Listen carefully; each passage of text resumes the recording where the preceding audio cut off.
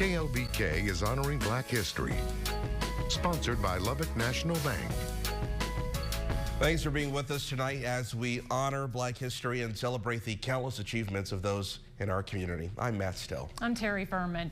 The name Dr. J.A. Chatman is revered here in Lubbock. The East Texas native was one of only 2 black doctors in West Texas and the first to establish a hospital for Lubbock's black population in the mid-1940s. Yeah, Chatman attended Prairie View A&M, where he was a star in both the school's football and baseball teams.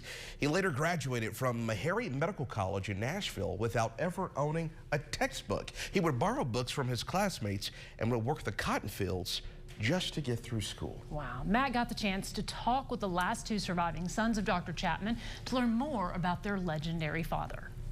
It began with his mother becoming ill in the early 1920s.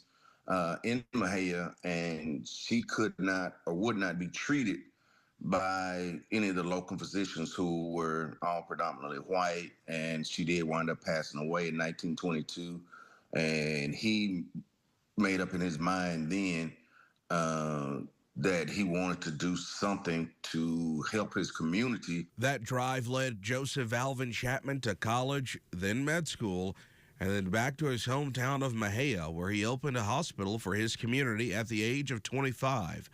But by the late 1930s, he was ready for his next calling. He moved to Lubbock because of the growing population of the black community in Lubbock, because of the cotton population and stuff like that. But when Chatman arrived to town in 1939, not a single hospital would hire him or even accept his medical privileges.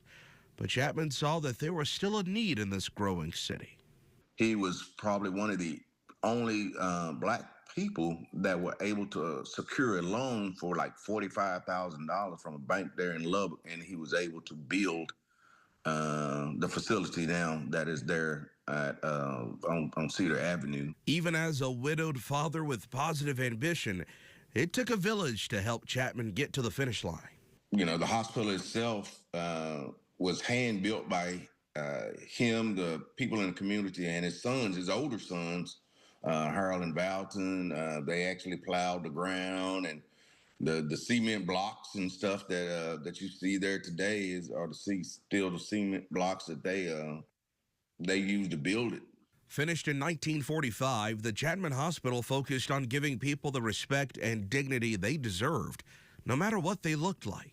And he was the only black doctor within an 800-mile radius at the time where black citizens could go and would actually be able to be treated and put in a room, because at that time, most blacks were, if they needed emergency surgery or services after this surgery, they were placed in the basement. But Chatman didn't stop there. He later ran an ambulance service, opened a nursing school, and even built dorms for those nurses, all to serve a community he now called home.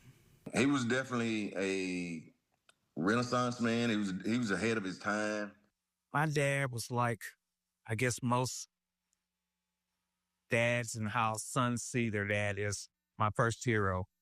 By still living here in Lubbock, Alvin gets to see his dad's purpose and passion still standing 80 years later. Equality. He built it for a reason. The recognition would eventually come from being elected Lubbock's Man of the Year 6 straight years, to serving as president of the Lone Star State Medical Association and being appointed to the Texas Southern Board of Trustees. But Alvin tells us his father never forgot why he became a physician in the first place. He went out to, places that weren't very nice, but that's where where they were sick, and they paid in chickens and eggs, and at some point I had a pony and pigs, and and then there are a lot of people who have 9 kids and never paid a dime. That spirit of just wanting to make people feel better inspired Alvin to do the same, working as a paramedic for 25 years and now as an ER nurse. I knew it was going to go into medicine. I would doctor up friends and neighbors to know when they had cuts. I'm trying to carry on, in some ways, his legacy. I hope that he will be proud of me. If it wasn't for Dr. Chatman, who knows how long it would have been before Lubbock finally saw equitable health care. But as Chatman said himself, progress is certainly more a backbone than a wishbone. My dad serviced anyone that was in need. You know, race didn't matter, gender didn't matter. He was a person of the community. And among all the things that he accomplished, Michael says another thing his father was very proud of was putting a boys' club in East Lubbock, something that he thought was so important. Michael says that his dad would put on minstrel shows himself to raise money to build that club, which is now known as the Ted Fee Boys and Girls Club, named after Dr. Chatman's brother-in-law.